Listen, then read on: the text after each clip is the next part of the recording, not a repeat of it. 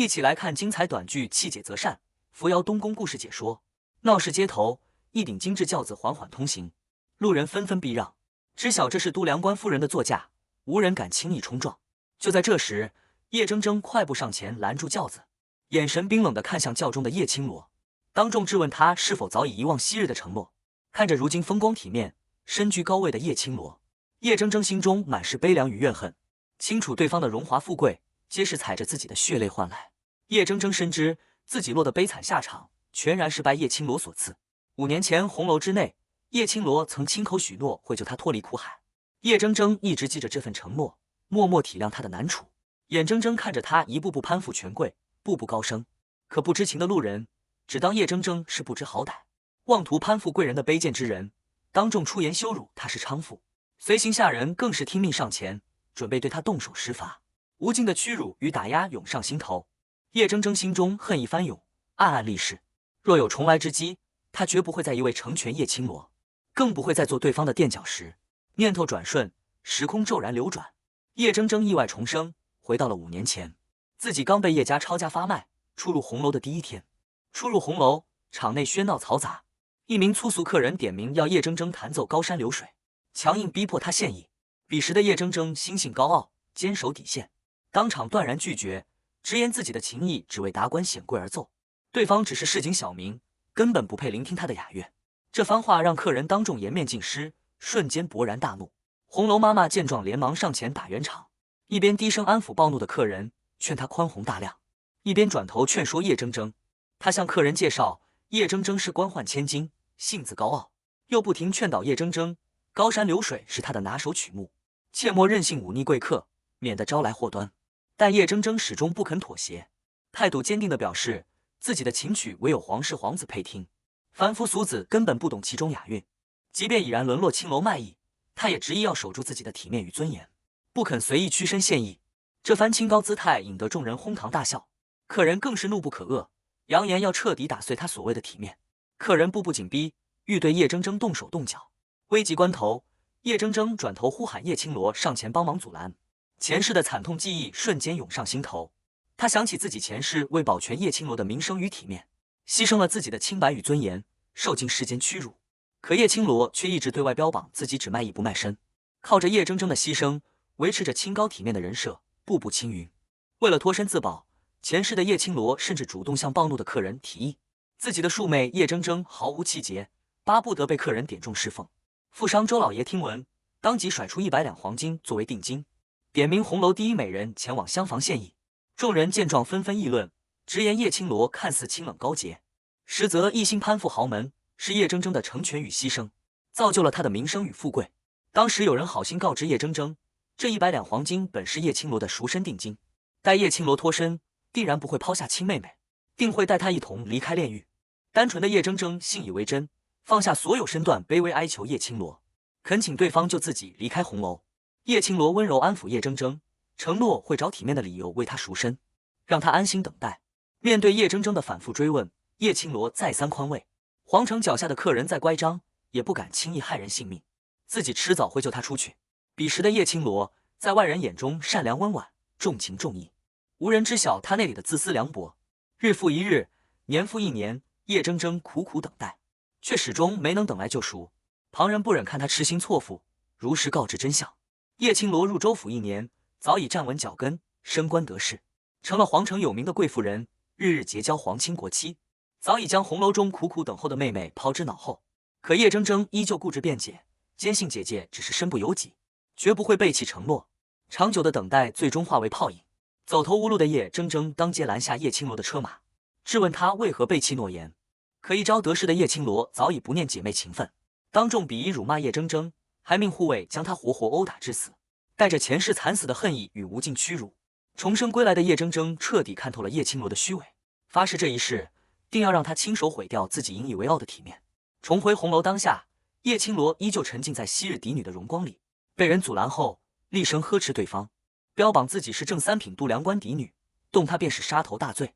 可旁人早已看破现实，直言叶家早已满门抄斩，女眷尽数发卖，她早已不是高高在上的千金小姐。叶青罗不死心，搬出太子名号施压，扬言太子定会为自己报仇。这番虚妄的言论引得众人纷纷嘲讽，人人都觉得他痴心妄想，荒诞可笑。众人打算好好教训他，让桀骜的他彻底摸清红楼的生存规矩。深陷围困的叶青罗慌乱不已，立刻转头呵斥叶铮铮，命令庶出的妹妹上前为自己挡下所有欺辱。他依旧秉持嫡庶尊卑的旧念，认为叶铮铮身份低贱，生来就该为自己尽忠，替自己挡灾解难。历经一世惨死的叶铮铮早已不再顺从隐忍，淡然告知叶青罗，体面从来都是自己挣来的，绝非靠旁人牺牲成全，他再也不会做对方的铺路石。叶铮铮的当众顶撞，让一向高傲的叶青罗又惊又怒。面对众人的围堵拉扯，叶青罗崩溃嘶吼，怒骂众人卑贱低微。而叶铮铮早已放下执念，他清楚昔日在叶府需要藏拙自保，如今身处红楼炼狱，唯有手中情谊能为自己挣得尊严与立足之地。叶铮铮抬手抚琴，一曲高山流水悠扬婉转，风骨尽显，韵味远超叶青罗故作清高的弹奏。在场宾客纷纷称赞，直言叶铮铮的琴技远胜叶青罗100倍。众人感慨，二人同落红尘，所谓嫡庶尊卑早已无用。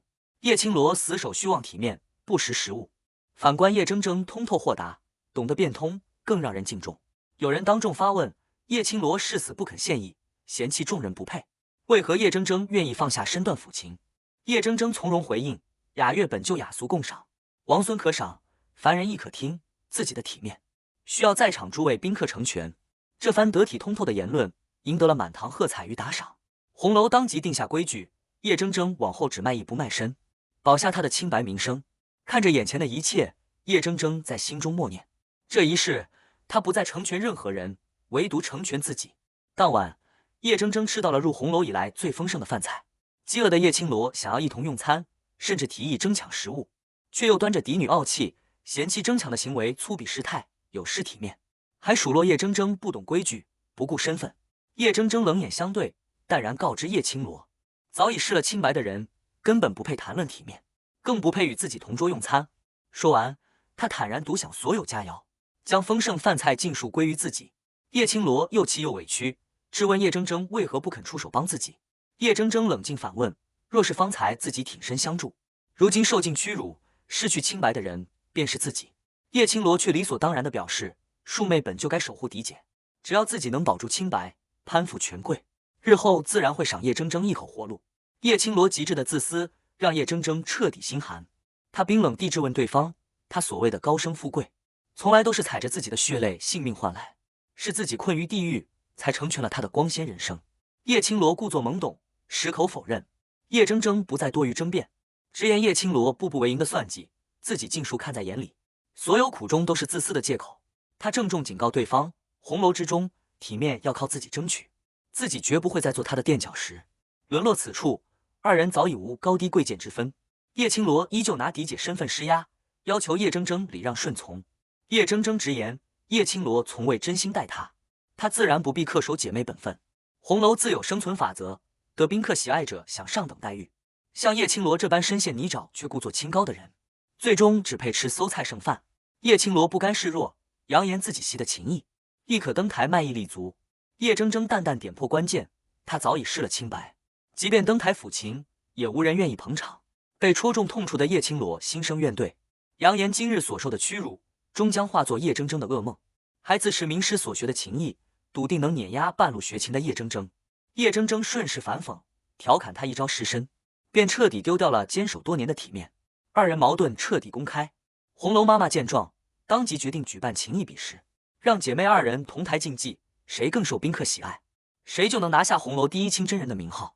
比试之日如期而至，红楼宾客云集，众人都期待着昔日叶府两位千金同台斗艺的盛况，纷纷备好银两坐等结果。叶铮铮清楚，叶青罗一直将清官人的名头当作脱离红楼的唯一出路，死死拿捏着清高人设不肯放手。比试前夕，旁人看出叶青罗不安红楼妆容，往日只画素淡闺阁妆，不懂风月场的妩媚妆容。可为了拔得头筹，叶青罗特意求取西域进贡的金粉精心梳妆，一心想要登台惊艳全场，宛若仙人。姐妹二人针锋相对的模样，让一旁的丹枫心生感慨。红楼是痴人炼狱，哪怕血脉至亲，也会为了利益反目成仇。昔日锦衣玉食的世家小姐，一朝家道倾覆，尊严体面尽数归零。本该守望护住的姐妹，叶青罗却只顾自己前程，踩着亲人往上攀爬。就在比试即将开启时，红楼外出现了盛大的东宫仪仗，众人震惊不已。当朝太子萧晨玉素来不近女色，不涉风月，众人全然不解他为何亲临红楼。唯有叶铮铮心知肚明，朝中两股势力正在搜捕出逃的张颠。太子此番前来并非寻欢，而是守株待兔。只要叶家女儿登台，心系家人的叶家旧臣，他的父亲大概率会冒险现身。此地早已是为父亲布下的死局。想到此处，叶铮铮满心担忧，身形微微颤抖。而叶青罗看到太子莅临，瞬间心生虚妄执念，笃定太子是专程来救自己。他固执认为昔日叶家被抄家，太子是迫于局势身不由己，心中始终挂念自己，今日便是来带自己脱离苦海，重回高位。比试正式开启，管事再三传唤叶青罗登台献艺。台下宾客早已等候不耐，可叶青罗却迟迟不肯登台。他暗自盘算，太子心性高傲，一心想要端庄得体的太子妃，自己若是当着太子的面为市井宾客抚琴，定会惹太子不悦，失了体面，日后便再无入主东宫母仪天下的机会。宾客久等无果，瞬间躁动暴怒，纷纷怒斥叶青罗耍大牌摆架子，扬言要拆毁红楼，大闹场子。即便管事反复催促，叶青罗依旧端着高傲姿态，全然不惧众人怒火，自认即将成为太子妃，无需敬畏凡俗众人。贴身婢女好心劝说太子日理万机，或许只是偶然路过，劝他切莫痴心妄想，趁早登台完成比试。可叶青罗非但不听，反而怒斥婢女卑微低贱，妄议圣意，还强硬吩咐婢女据传口谕，告知太子自己身体不适，让太子亲自一步来自己房中相见。婢女惶恐万分，直言自己区红楼婢女，绝无胆量传唤当朝太子，贸然冲撞圣驾便是死罪。叶青罗却依旧嚣张跋扈，怒骂婢女不识抬举，违抗命令，甚至动手打骂对方，彻底忘了自己早已不是昔日高高在上的叶家嫡女。管事已经数次传唤叶青罗，台下宾客怒火滔天，场面濒临失控。旁人极力劝说叶青罗，若继续拒不上台，秦妈妈不敢怪罪太子，所有怒火都会倾泻在他身上，让他彻底在红楼无立足之地。可叶青罗依旧执迷不悟，狂妄宣称自己即将成为太子妃，无需畏惧任何人，还扬言自己的情谊只为太子而奏，区红楼困不住他的前程。众人都知晓，叶青罗执意硬闯仪仗，私见太子，已然是触犯死罪。可他全然不顾劝阻，径直上前自曝叶家嫡女身份，笃定太子认得自己。在场众人哗然，都看清了他攀附权贵、痴心妄想的心思。叶铮铮静静看着一意孤行的叶青罗，心中了然，对方亲手斩断了自己的登天之路。原本他还忌惮叶青罗自幼习得的正统精湛情谊，如今叶青罗自毁机缘，所有机会尽数落到自己手中。这一世，叶青罗再也别想踩着他的牺牲上位。叶青罗顺利见到太子萧晨玉，当即故作柔弱，亲昵称呼太子哥哥。侍卫立刻厉声呵斥，斥责他身为戴罪青楼女子，竟敢直视天颜，妄称太子名讳，实属大逆不道。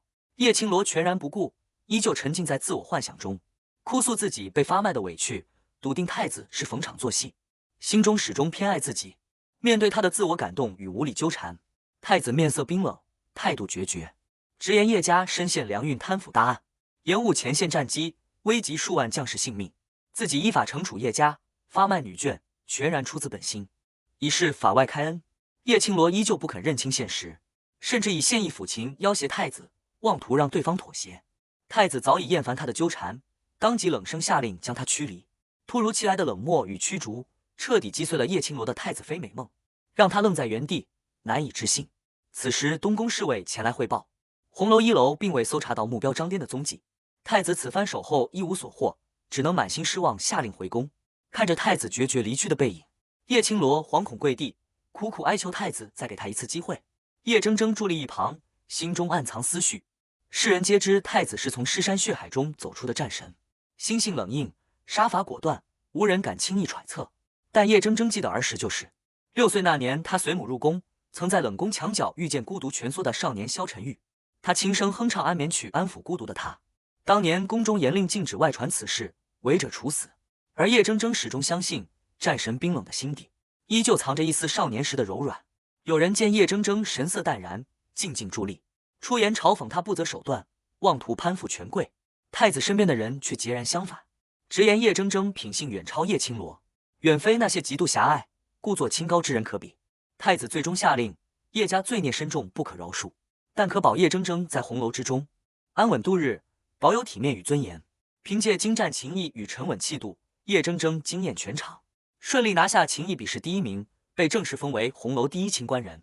太子更是特赐他一枚阳日白玉云纹玉佩，让他殊荣加身，风光无限。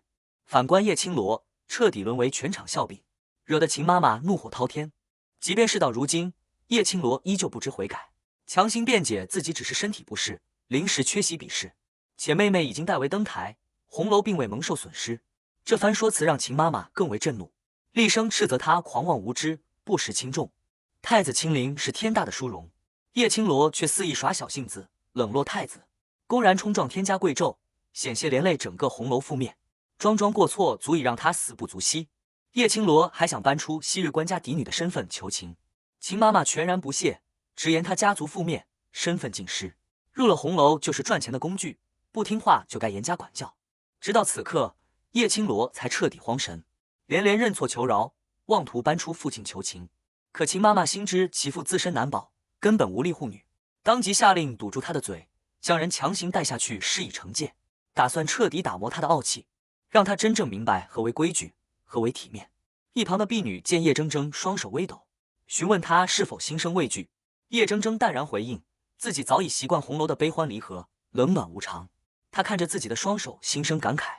叶青罗从前比他的情谊是下九流技艺，上不得台面，可如今正是这双手将自己托举上岸，站稳脚跟。而叶青罗那双自诩高贵、不染俗尘的手，终究握不住自己的命运，落得凄惨下场。这一切都是他自作自受。被强行拖拽受刑的叶青罗拼命挣扎，厉声怒骂下人卑微低贱，以下犯上。可下人早已不惧他的虚张声势，直言他越是吵闹，刑罚便会越重。极致的恐惧让叶青罗彻底崩溃，他大声向叶铮铮求救，苦苦哀求妹妹出手相助。叶青罗慌忙搬出姐妹一体，一荣俱荣，一损俱损的道理，声称自己失了体面，叶铮铮在红楼也无法立足，逼迫叶铮铮救自己。